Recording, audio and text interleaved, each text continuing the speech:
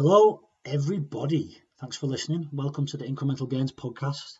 Today's guest, Arjuna Ishaya, an Ishaya monk and an ascension meditation teacher. We had an amazing conversation. Loads of good takeaways in this episode around how to be present, how to approach each moment with more innocence, how to have no ordinary moments, how to be happy now, not when, and loads more. Arjuna drops some real fire in this podcast. So if you're interested in any form of meditation or you just want to understand more about it, carry on listening. I hope you enjoy it. Speak to you soon.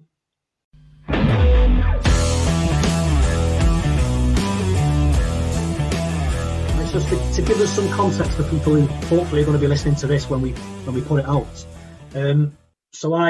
You never met me, but I was on a quarterly with Paul Morton, and you quite kindly give up your time to give us an hour Q&A session on the Alliance program. After that Q&A session, I bought the book, 200%. Loved it, absolutely loved it.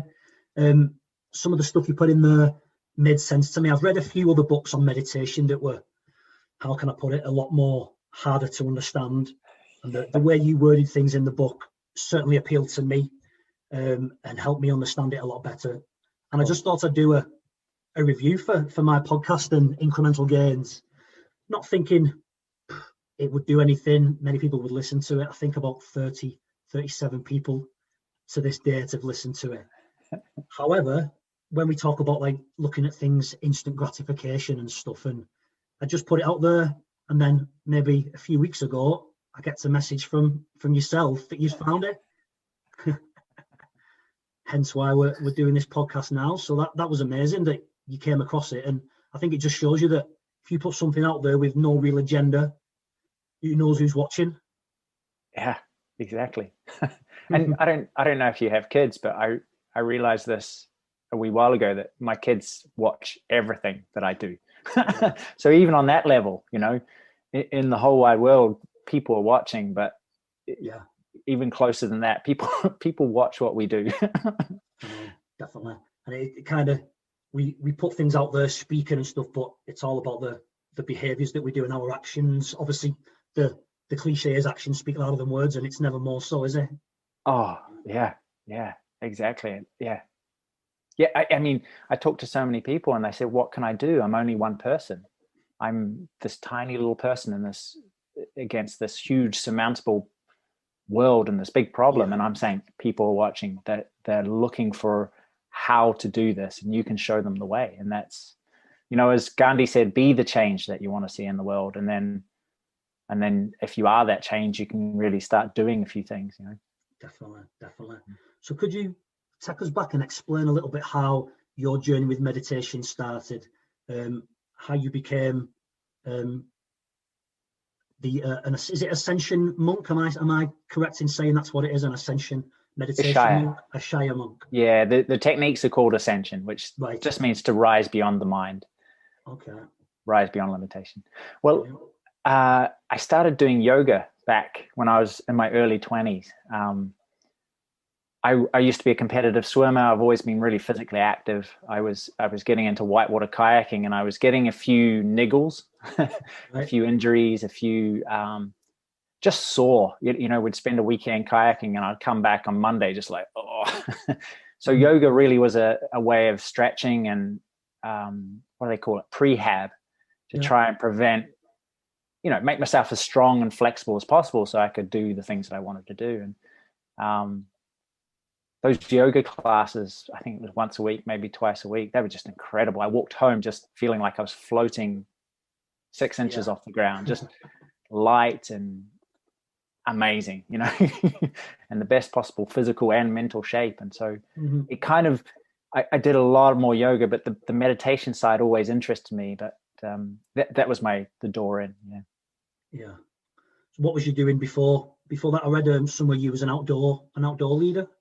I was outdoor instructor, so mainly taking kids, school camps, just camping and throwing them into water and messing around with boats and ropes and but mainly because it was my hobby. I thought I could make my passion work for me, if that makes sense. No, definitely. I mean, one of my big passions is Brazilian Jiu-Jitsu. and I'm currently in the process of, so I work part-time for a charity based in the area where I live, but I also teach jiu-jitsu part-time. So I'm in the process of trying to make my passion my full-time. Brilliant. income. Obviously, COVID hasn't helped, but yeah. But I mean, I guess that's, you can do a lot of things online, but teaching something, grappling and whatever's, definitely. But I mean, I think we'll touch on that a bit later on. Like some of the stuff that I've learned from Paul Morton, from yourself, about this for me, things happen for me and not to me. That's definitely been, I mean, we may as well talk about it now, but that's definitely been something that's helped me, especially through COVID, rather than things happening to me. It worked for me, so I could spend more time building my own not-for-profit organisation, for example.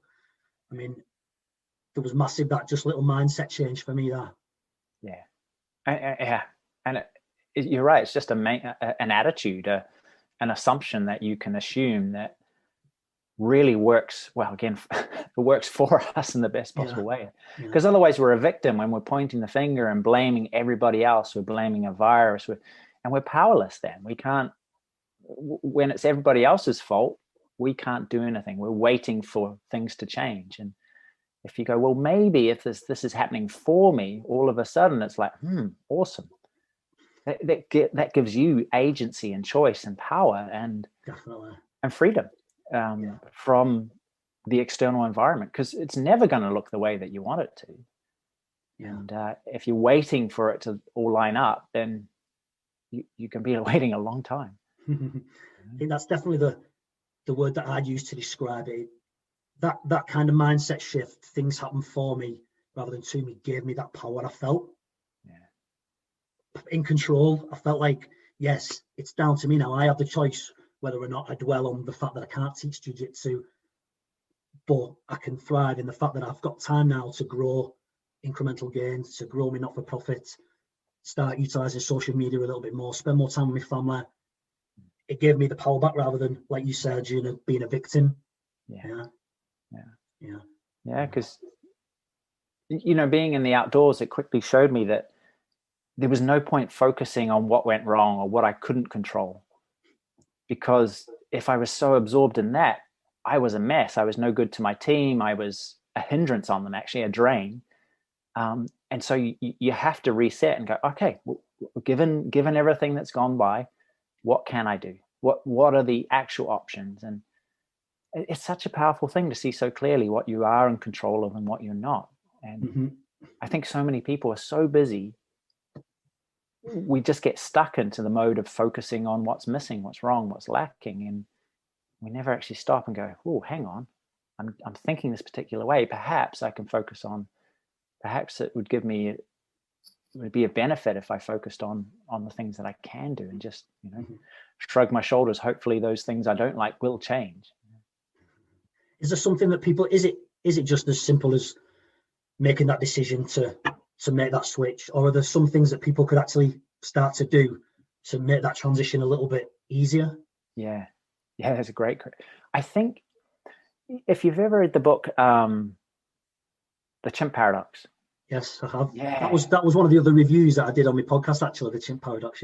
That stuck with me for a good few years. That I always refer back to that book. Yeah, it's a brilliant book, isn't it? You just explain, and it's just a theory, but it really works for how we are. And that chimp part of us who's scared and threatened and frustrated and worried, it's doing something physical, like deep, slow breathing, like walking in nature, like cold baths, all the stuff that you hear about, gratitude journals, all of these things calm the chimp. And so you're less focused on the things, because its job is to bring us all the stuff, that's all the problems, all the things that's going to remove our happiness. The trouble with that is when it gets on hyper alert, the whole world becomes dangerous. And that's a big part of post-traumatic stress, is just that chimp goes on hyper alert, and all it sees is danger everywhere, and you can't rest, you can't relax, and it turns into paranoia, it turns into sleeplessness, the whole shebang. But in many ways, a lot of us have that kind of hyper alert. Our chimp is so focused on what went wrong, what we did wrong, who what could remove our happiness. And so worry, anxiety, panic is just everywhere. So calming the nervous system down, slowing down, is the best thing you can get for clarity and therefore more effectiveness. Mm-hmm. And it doesn't make any sense. You know, my gran used to say, less haste, but more speed. Yeah. Do you know, you slow down, you step back, you get a big picture, and then with that big picture, you get a sense of wisdom, you get intuition, you see all the facts, and you can do things. Mm-hmm. But if the chimp's driving in panic mode, then you don't see anything. You're just reacting, trigger. And so, yeah, it's a great question in terms of making different choices. You can. It is like, yes, I'm going to do things differently, but it is also learning to slow down your physiology so you can get that step back from the chaos and the mess and the alarm. You know. Yeah, I've just started. So through the whole of like lockdown, so this last year has been the first time really that I've properly made a conscious choice to have a meditation practice consistently throughout this whole year. And I was using apps like Headspace and stuff like that to help me keep track and keep accountable. As well as the meditation, I've also started reading a lot about breathing. There was a book by James Nestor, I think, that was out early last year called Breath. I've just started reading, I think it's Patrick McKeown's Oxygen Advantage. Yeah. And when you were just talking there, Arjuna, about bringing your physiology down, I never really appreciated before taking all the kind of meditation and spiritual connotations out of it, but just the power of your breath to bring down and slow yourself down using a lower breath rate, diaphragmatic breathing, a lower cadence. It's such a powerful thing, but so simple. And I think people will shoo it off because they don't realize the importance of being able to breathe correctly. Yeah. Well, it's like, you know, all the things that Paul Mort's been teaching all you guys is that when he lays it out, it's so simple. It's like, duh. Yeah. But if you do it regularly, it transforms us. It gives us such a foundation for a great life. And you know, we're looking for the complex answer, the glamorous, the new, the different, constantly. This cannot be enough, you know. And so doing stuff like simple, deep breathing, slowing down, drinking water, exercising, meditating, journaling, you know, all of the stuff is, people just go, it can't be that easy, but it is. You know? It is. One of the things that was quite surprising, well, not surprising, but your book 200% is a book about getting a better life, meditation, all these kind of things. And in there as well, there's a quote by Dan John, who's a well-renowned American athletics track and field coach. And I've actually interviewed him on the podcast last year. Sweet. Which was amazing. Like, I read his books growing up and stuff, and he really influenced how I train today and lift weights and stuff.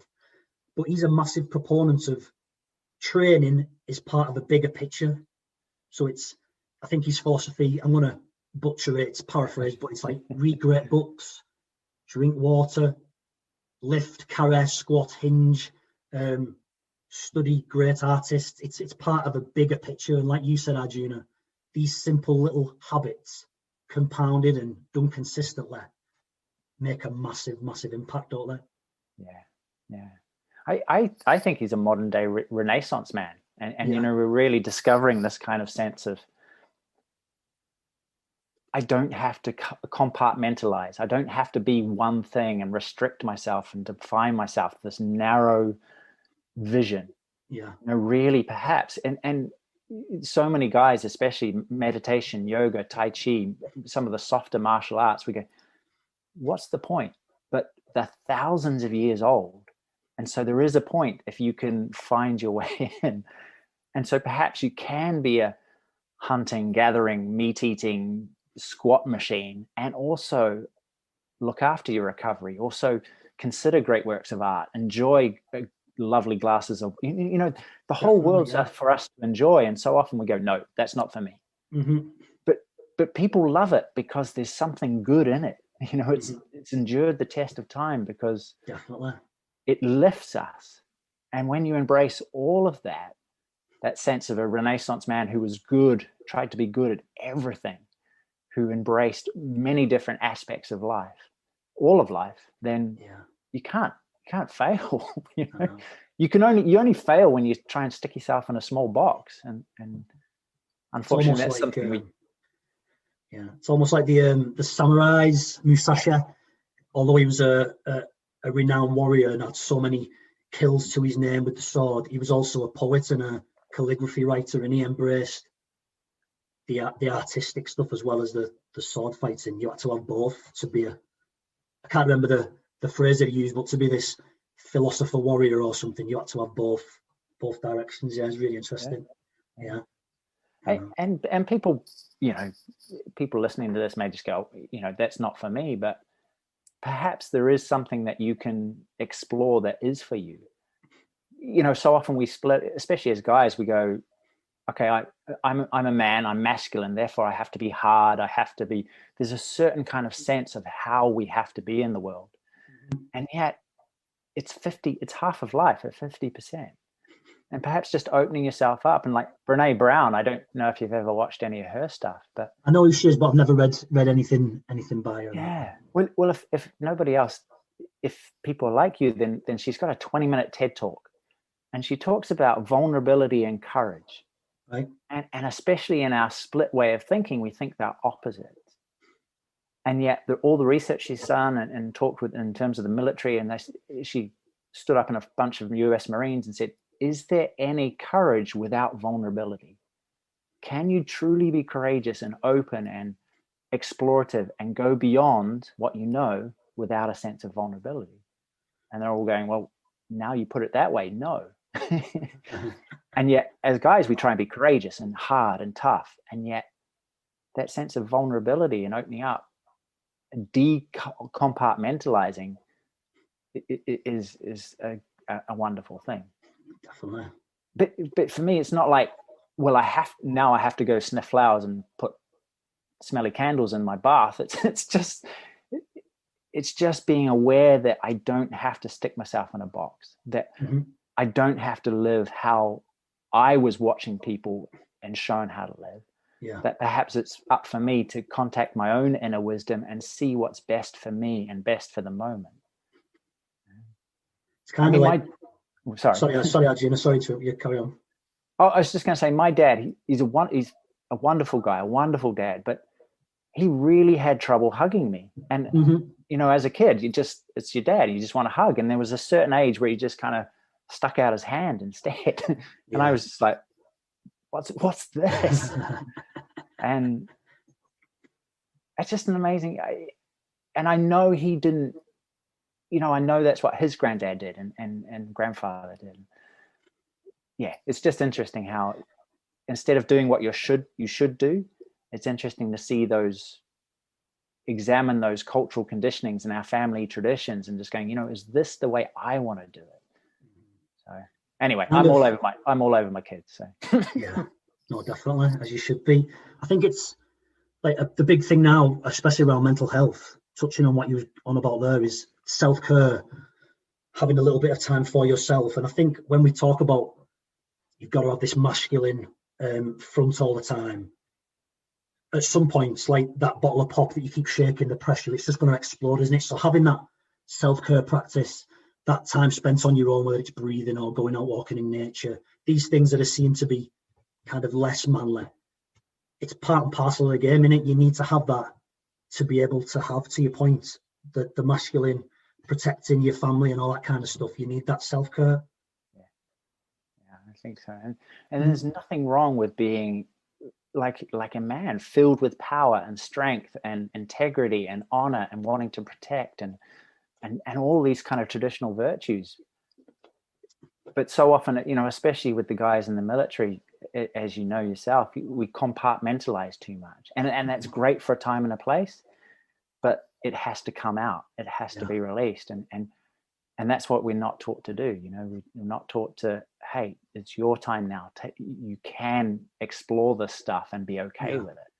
Yeah, and that was brilliant. That was what was brilliant about your book as well, showing you and explaining in a way that people like myself can understand, is that to fix any kind of external, you've got to go inside and look at how you perceive events that are happening. And that was massive, the battle between like the external and looking at what's going on inside. And the other meditations and spiritual books that I have read, that message was in there, but I think it appealed to me more the way you kind of explained it. Oh, cool. Definitely. Cool. Yeah. Brilliant. Yeah, we're all going around with a big fat pair of Coke bottle glasses. Yeah. And we just don't realize what the filters that we're looking through, that we experience the world through. And you change those filters and the world changes, which is, and of course, you can do things to change the world that bring you greater happiness and satisfaction. However, sometimes all you have to do is change the way you think about the world. Yeah. The way you see it, and you see it with fresh eyes. And it's, we're talking about calming the chimp and bringing that physiology down. That's a type of filter too. Mm-hmm. You see, when you're calm and relaxed and at ease, the world is a much different place from when you're under threat or, angry. Yeah. So what other kind of filters can people see the world through then? Well, for me, it's really realizing that you do see through filters. And then having that awareness. Yeah. And then just appreciating or approaching each moment perhaps with innocence. Mm-hmm. And innocence is perhaps not a word that's used very often, but it doesn't mean naivety, but it just means freshness without expectation. Realizing when your brain's going, well, I should, and just going, put that to one side. Let's see if I can meet the need of the moment rather than some idea of how I should be. And then there's no middleman to living life. Yeah. One of the reasons I became a monk was because I didn't want any ordinary moments. And I saw the times when I was most alive was when I was most absorbed and immersed in what was going on in front of me. And that could have been running a waterfall, or it could have been at home doing the dishes. And what they both had in common was that I was utterly present, utterly wanting to experience the reality of now. I wasn't interested in something that would prevent direct communication with that, because kayaking, you need to have direct feedback, otherwise you're going to get in trouble. Yeah. A military situation, same deal. But in fact, life in general, you want to have a direct communication with the moment as it is. Mm-hmm. And we live so much of our life in our heads that we don't actually get out into our bodies, into our senses, into our reality, really. Yeah. So it's interesting you say that, because when I'm teaching or involved in jiu-jitsu, for those 2-3 hours, I am there. I'm completely present. I'm not focusing on what I've got to do at all and what I did yesterday. I'm completely present in the moment there. Yeah. But then what I struggle with, and I'm getting better at it, but take myself out of that environment just into everyday life, that's when I'm dwelling on the past, thinking about the future. And I'm getting better at being aware of that and stopping it. But it'd be good to understand why it's happening in the jiu-jitsu environment, and then pick it up and put it into my everyday life, if you know what I mean. Yeah. Well, I think it's just because you've got a one sole task. You can't think about the bills or where you're going next week, because immediately there's people who need you. You want to do your best job possible and communicate and direct and teach and show. And so you're absorbed and you love it. The power of love, because I'm so excited about this. I want to be there. And so for many people, a spiritual practice will be just doing what they love more, right? Yeah. Because it makes us present. It grows and nourishes our spirit, our sense of aliveness. And really it's just to have that same sense of, I'm excited, I'm curious, I'm fascinated in each and every moment. And that's just a practice. Mm-hmm. We just come home and we kind of just switch off, and really it's all about switching on in the gentlest way. And I use the word curiosity a lot, because there are no boring moments, which boredom is a choice simply because we've switched off and expect life to entertain us. Yeah. When life looks like this, when I'm at jiu-jitsu, when I'm on holiday, when I'm having a beer with my mates, when the pub's open, then I can experience aliveness. But really it's not outside in, it's the power of our attitude and our curiosity and our simple curiosity, innocence to fully appreciate what's in front of us. Yeah, so that's curiosity of even the act of washing dishes, being as present as you can into that. feeling the water, feeling the soap suds on your hands, the plate, being totally present, so you can be grateful of that moment and appreciate it for what it is. Is that right? Am I right in saying that? Yeah, exactly. And you may have come up, there's a mindfulness exercise where they get you to sit down with a box of raisins and each. I did it once and it just bored me silly. You know? That was kind of my first introduction to like meditation. What was it? Cognitive behavioral mindfulness, cognitive something like that, isn't it? Yeah. And that was one of the exercises, eating a raisin for 5 minutes and experiencing it. Yeah. And done once, it's cool, but a whole packet for me, I was like, what's the point? Yeah. And I guess what I'm talking about is if you have to do something, then do it with your heart and soul. So if you're going to do the dishes, don't be bitching and whining and wishing you were somewhere else. Just do it fully. Going back to John, he likes to say it all the time. We used to, if it's important, do it every day. If it's not important, don't do it at all. And so if you're going to do something on a similar lines, really just bring your whole heart and soul to it. If you're not enjoying it, walk away. Mm-hmm. But often you've got to be prepared for the consequences, because your wife or your partner or whatever is going to go, hey, come on, buddy, pull your weight. But you think obviously technology and social media is now taking away from us being able to see the joy in every moment and having no ordinary moments? Yeah, I think so. Because when you said before, Arjuna, about boredom is a choice, as soon as we start being slightly boredom, we get the phones out, don't we? Boom, scrolling up and down, comparison and all that kind of stuff. That's the word for me, is comparison. Is that, and it can be in a good sense. Like, the value of social media for me is really being inspired, seeing people out there kicking ass, discovering new things, beautiful photos, the whole works, traveling, blah, blah, blah. But there's the flip side of that is exactly that, is comparison, that I'm not good enough.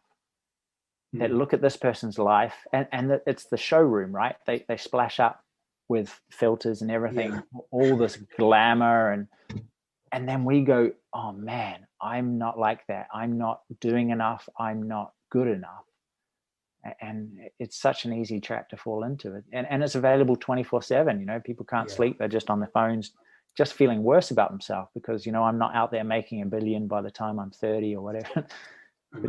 But again, we didn't stop and go, actually, what is success to me? Is it owning a Lamborghini, or is it being the best father I can be, a best husband, best partner, someone once explained me in terms of resume virtues and eulogy virtues. All right. And so often we chase the stuff that we'd put on our CVs.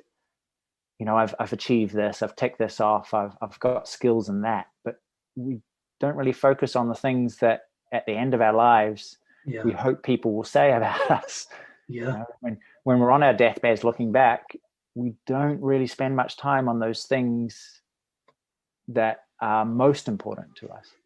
It's it's like a very stoicism, and all the famous stoic philosophers talk about, like, is it memento mori? Remember that you are going to die. And it's a bit of a taboo. We never really discuss like death and stuff really, but you're only here for a short period of time. Embrace it, and I like that eulogy. What was it again, Arjuna? The eulogy. Eulogy virtue versus a resume virtue. Right, that's brilliant, man. Yeah. But I think I put it in my book, but one of the US presidents kind of talked in terms of what's truly important versus what's urgent. And we give far too much importance to the urgent, which is the email, the text message, the tiny little stuff, rather than they're really giving urgency to the truly important. And so when chimp's in charge, we don't get any clarity. We just go, and it's all urgent. And so sometimes the best thing you can do is just slow down, step back, and go, hang on, what's really important? Am I doing it? One of the big things I've tried to, and it's from Paul Mort's influence, is your morning routines. He's big on morning routine and starting the day to set you up in a state that you can go on and win that day. And obviously, one of the biggest things what we've just really spoke about is not getting on your phone as soon as you wake up and kind of checking in with yourself before you check in with the world. And you don't want to start the day already being deflated because you've not got that new car, you've not got the new job. So not even checking your phone in the first hour before you wake up, getting yourself ready to face the day. And that's been a massive thing for me, definitely. And it's people talk about morning routines and 1,000,001 things that you can do in the morning, but something as simple as not getting on your phone first thing. And maybe incorporating just some breathing exercises. Even that would be a massive. I think I was watching some of your Instagram videos before, and you were saying on one of the videos, just 10 minutes a day. Oh. And you're winning there, aren't you? Yeah. I mean, even 2 minutes, really. Yeah. No one can't do 2 minutes. It's, it's like, or 5 breaths. 5 really slow breaths. And you don't have to sit on the floor in some stupid yoga position. Just be comfortable. Keep your eyes open, maybe your eyelids soften. But 5 slow breaths. If that was your morning practice, awesome. Yeah. It's just we discount it. We think it's not enough. It's dumb. It's stupid. All the excuses that we make. Yeah. One of the biggest differences, again, from when you did the training on the quarterly last year, when I've tried to, and I don't do much longer than 10 minutes. 10 minutes for me seems to be like the golden time. Getting frustrated because I'm quite a competitive person, but with myself, I don't necessarily compete against other people, but I compete against myself quite a lot, and I'll beat myself up if I'm not kind of getting better than what I was doing. So the meditation became almost like a numbers game. If my thoughts had drift off, I was getting frustrated with myself because the day before I managed to maybe do like 7 minutes before drifting, thinking about other things. And one of the biggest differences, what you came out with in the quarterly was, hang on, let me get this right.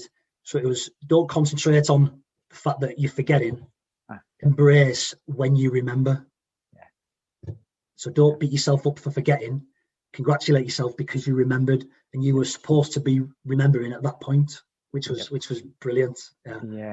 It takes the self-punishment out of it, doesn't it? Yeah, definitely. Because the fact is we're in training. Our minds are like little puppies that just run everywhere, and we're training them. Mm-hmm. We're learning to relax and focus on one thing at a time.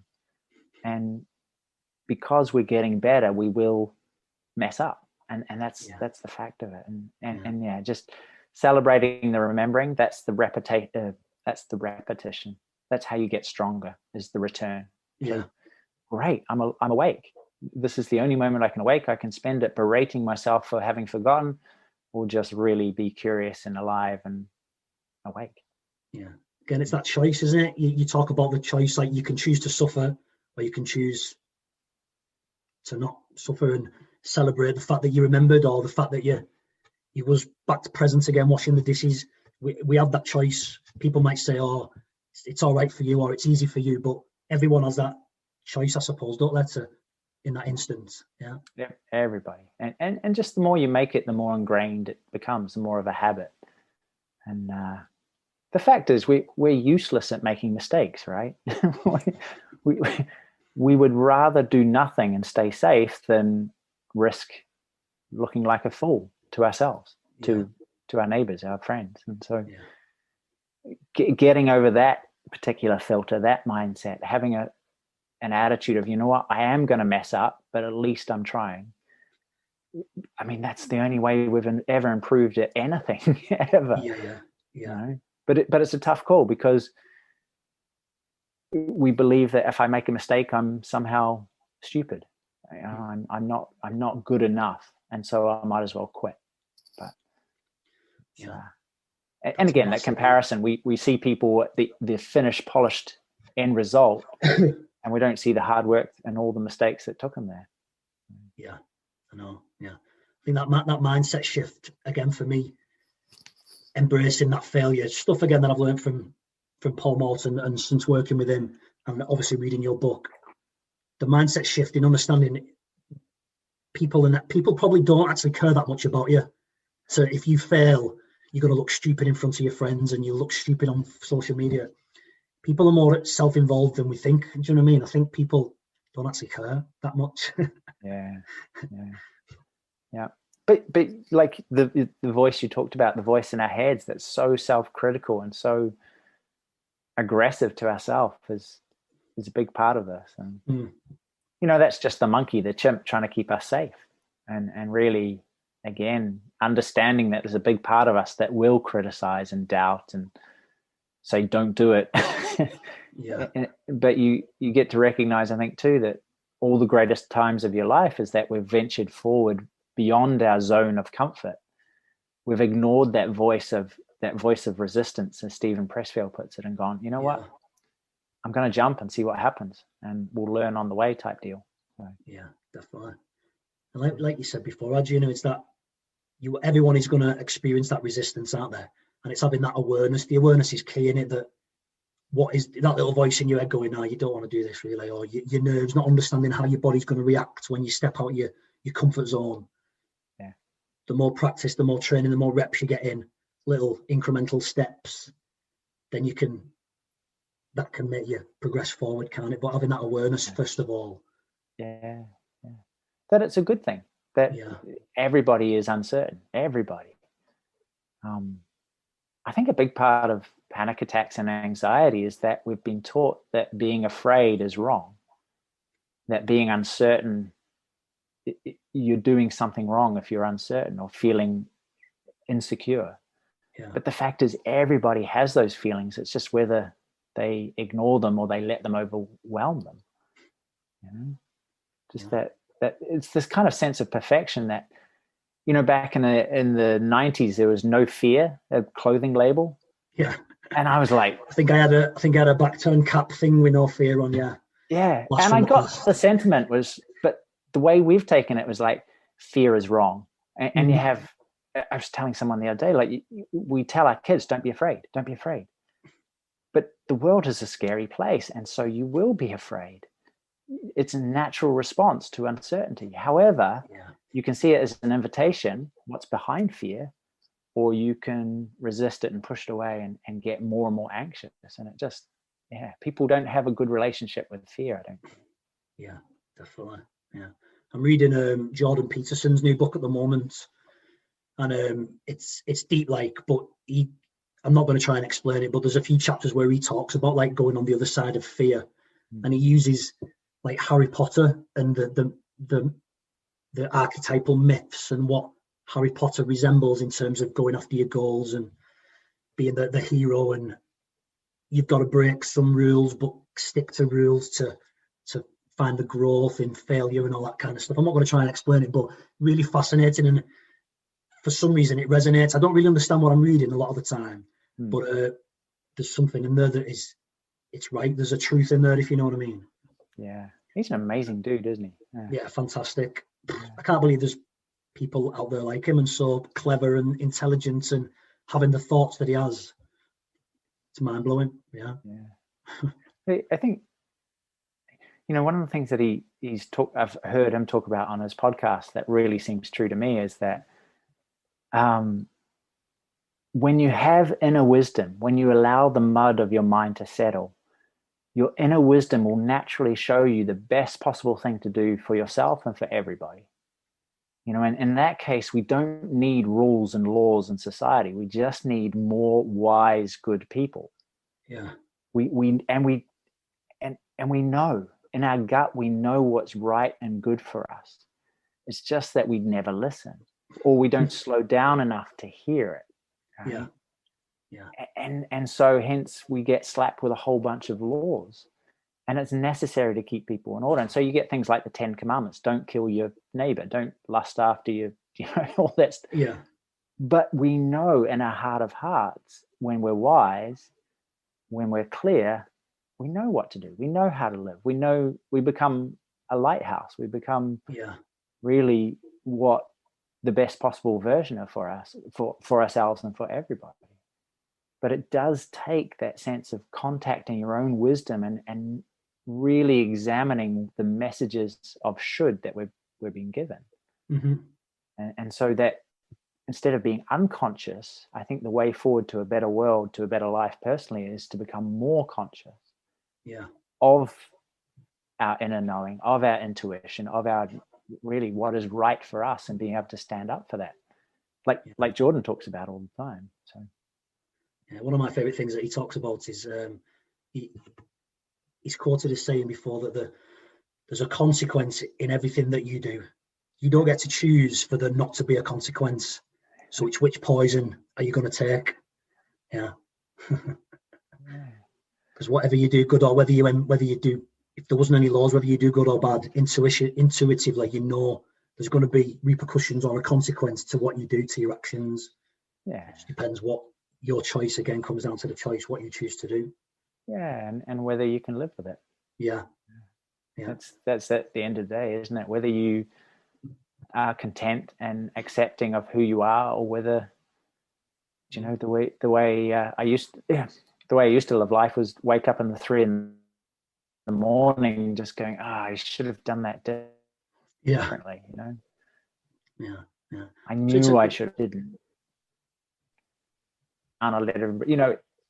So just that sense of berating ourselves, as opposed to, and that's a phase I think we all go through before we go, you know what, the inner voice says I want to do it like this, let's take a jump and give it a try, because that's the only way I can live with myself, really.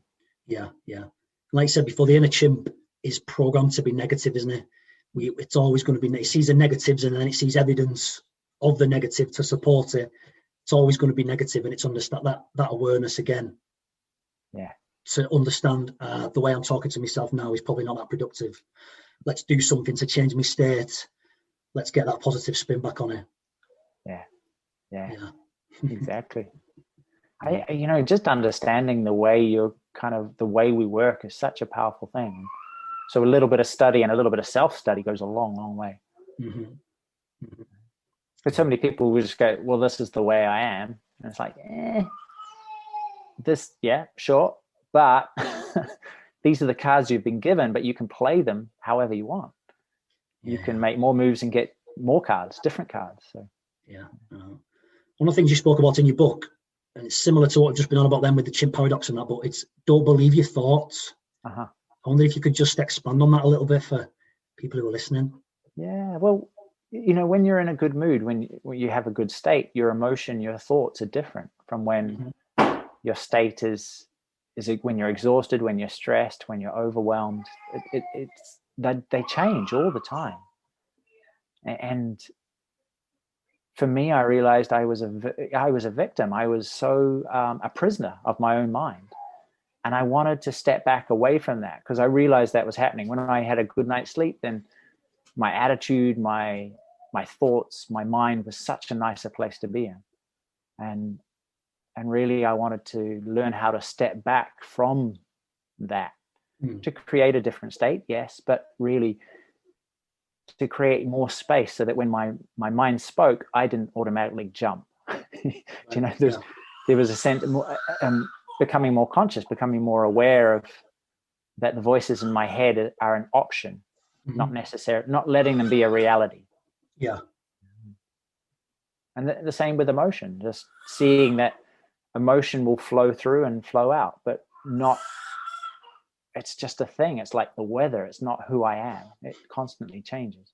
It's like you don't have to engage and give energy to every thought that comes into your head or every emotion. You can simply just let them wash by.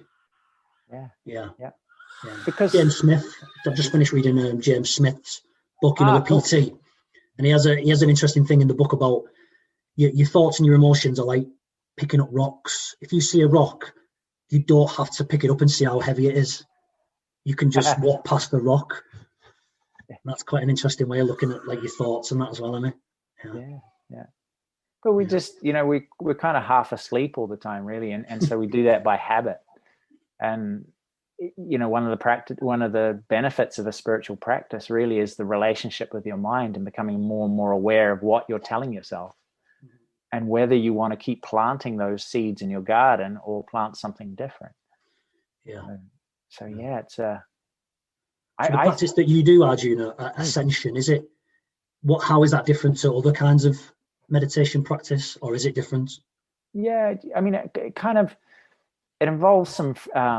It's called attitudes, but just some phrases.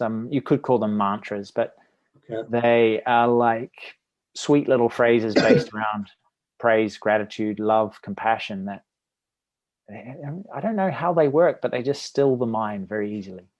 Mm-hmm. They bring you to a place of separation from just that half step back. Yeah. They allow you to remember that sense of you beyond your mind, beyond the emotion. The presence of now, you could put it. How, I don't know if you've ever looked in the mirror and gone, man, my skin is, my face is looking different, but I don't feel different. Mm-hmm. I don't feel different from when I was 5. Yeah. There's part of us that never ever changes. And it's really having an anchor in that while we go out and do all the things that we want to do. Mm-hmm. So those attitudes are something that you would, like a mantra in transcendental meditation, it's something that you would repeat to yourself over and over again for a certain amount of time during your meditation. Yeah, but it's more like a tuning fork. You hit a tuning fork and they kind of resonate. You think one of these attitudes and you just let it sink into your mind and use it to focus on and resonate with. And then there's a period of time goes by and then you'll just drop another one in. Right. So and it's are not they really personal to you as well, your attitudes? Are they personal? No, they're all the same. Right. All the same. But there's part of it that there's a couple words that kind of you get to choose that are based around your idea of the greatest force for good. Mm-hmm. What is it to you that is greater than you, that is working for you, that means life is trying to bring you what you want? Right. And in classical religion, you could refer that to as God or Allah or whatever. But really, it's about your definition of that. See, my problem with organized religion was that I felt like I was always being told what to do. This is the way it is. And I had little choice in the matter. Right. And for me, it's been, the more I've done this, it's more a discovery of that, and having a more of a relationship with what is it that is out there that I can't see and I can't touch, but I kind of think might be there. That what is it that's bigger than me? What is it that means a seed, when you put it in the ground, it writes its way up, and what creates all this harmony? Is it just all one big mistake, or is it just some sort of harmony, some sort of natural law? Yeah. And so it's finding a word to describe that. Mm-hmm. is a concept of that. And so part of it is set for everybody, and part of it's unique to everybody. Yeah. Do you find that the people you speak to who start to embrace and look at meditation, they are generalizing, but they are looking for that there must be more, there must be something more? Do you find that? Or I think people come at many different places. Sometimes people want less stress, be able to sleep better, perhaps they want less addiction and things like that. But I think quite a few people are saying, I want more aliveness. I don't want to be distracted and worried and angry and snappy. I want to be that best version of myself. And I want to discover what there is beyond, all the pretty things I can fill my life with, all the stuff, all the doings. Who am I? How can I be more? And finding that balance between doing and the sense of you as a human being. Yeah. You talk about not looking to add to, looking to take stuff away. Yeah. Is that going back again to just being okay with who you are without all these like material and stuff like that, just being okay with me now rather than when? Yeah. Is that what you mean by that? Yeah. Yeah. Because I think we're all kind of hooked on this idea that I need to be different. I'm not good enough until, and so often we get on this sort of spiritual path, or we start reading books, and it's like, I must need to understand more. I need more knowledge. I need, I need this, I need that. I need to develop my, almost like a belt system. I'm aiming for my black belt in spirituality or acceptance. And it's like, it really is a practice of subtraction, of learning who you truly are beyond the filters, beyond the belief that I need to be different, that I should be different, coming to a place, as you said, of absolute acceptance of who we are right here and right now. And a lot of the psychologists, the psychotherapists of the world, like Carl Jung and those kind of guys, have said time and time again that change only happens when you fully accept yourself. When you try and pressurize yourself to be different, that's the least best way of change. It all starts with this is what I'm doing. That guy I talk about my book, James Stockdale, he was the stoic US Navy fighter pilot. Shot down over Vietnam, spent 6 or 7 years being tortured by a nightmare. But he said, the people who didn't survive were the optimists, the ones who didn't actually look at their situation saying it might be like this for some time. They were constantly looking for a future moment, going, we'll be out soon. And he had two things: the idea that, yes, I will be out, but I don't know when. Right now, what's the brutal facts of my situation? What do I have to really surrender to and go, this is it. This is what I've got to work with. And it was interesting that he had to accept the position he was in, but he couldn't relinquish the fact that hope, there's something, I'm working towards something. So there's that like fine line between having the acceptance and understanding the situation he was in, but still having a bit of hope that it will come to an end at some point. Unbelievable guy, fascinating that. And just what we started this conversation, is this happening to me, which could have been an easy attitude for him to take on. And he said, no, this is going to be the making of me as a man. I don't understand it, but sometime in the future I will benefit from this. So he was a total, this is happening for me. But in terms of you wonder, people in, like, another example is Viktor Frankl, isn't it, in the concentration camps, Man's Search for Meaning, how he understood that he could choose the attitude he got to have in that situation, and that the Germans couldn't take away his ultimate choice to choose his attitude in any given situation. And you think that we're struggling to do it in our lives. How did he do it in those extreme circumstances? Unbelievable. Well, I think that's the beauty of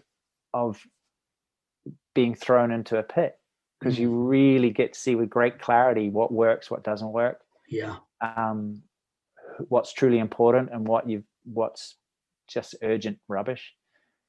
Sometimes when you're in a situation like that, it's the greatest blessing, because you see, this, I don't want to be like this anymore. And I think in our lives, it's not sharp enough. There's that story about the guy who visits the farmer, and off in the distance there's this howling, and the visitor said, who's that? What's going on? And he says, that's my dog. He's sitting on a nail. And the visitor's like, what? Why doesn't he just get off? Like, because it doesn't hurt him enough yet. We get so comfortable sitting on a nail, sitting on a fence, and sometimes it's the dark times in our lives which are our greatest blessing, because it's the springboard to totally transcend them, rather than just kind of suffer on, hoping it will get better one day. It's not bad enough that I need to make change, which is always inconvenient. But I know. It's the curse of a pretty good life. The curse of a good life. Can you talk to us a little bit, Arjuna? When we had a bit of back and forth on MSN, you mentioned that you're working with EOD once lockdown ends. Could you talk a little bit about the stuff that you're doing there? Because I can't think of any time when, in any kind of occupation, that being calm and controlling your breathing actually would be like the most important thing ever. So EOD, bomb disposal to all those civilians out there. Well, I think, talking to these guys, that's what I thought too. And but really it's not so much their job, because they love it. They're in EOD because they love what they do and they just want to be released.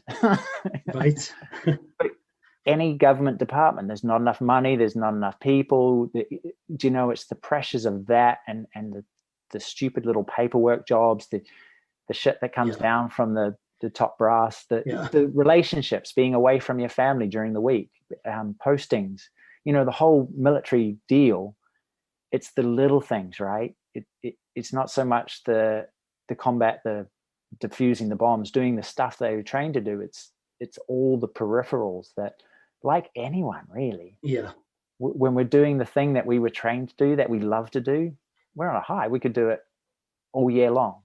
It's the stuff that takes us away. So it's really finding that link and giving people, again, what can you live with, what can you control, what can't you live with, what can't you control, and just getting people to slow down, calm their monkey, step back and go, okay, I'm just going to have to suck this up. This is just something that I have to do to get what I want, to get a pension at the end of my 7 years, or to just because my family is in such a better place if I stay in this role. Mm-hmm.